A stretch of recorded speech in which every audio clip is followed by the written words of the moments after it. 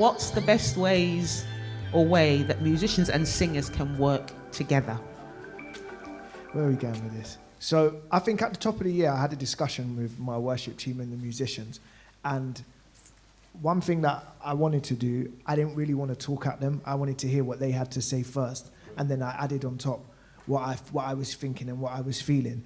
And one thing that's been mentioned, number one, is communication.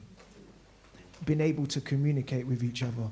But the truth is, if you only communicate with each other or in the habit of speaking about the thing that you're working on a Sunday, your communication is not going to be effective because you don't understand people's language. Everyone communicates different things in different ways. So one thing that you mentioned, team building, that's very important. People actually getting to understand and know people, understand people's styles, because there are many ways. Every worship leader is different. How I worship lead is different to Adrian's, different to Pastor Verona, it's different to many of you that are out here.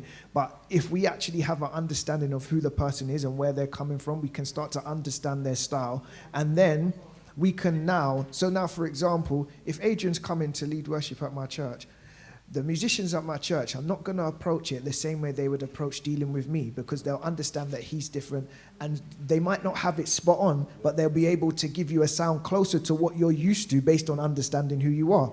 So I think that's a key thing that we need to do. And also sometimes, because, like obviously I'm a worship leader now as well, and I'm a musician, so there's two hats, and there's been in the middle and there's two frustrations. Sometimes as singers we need to be more musically aware.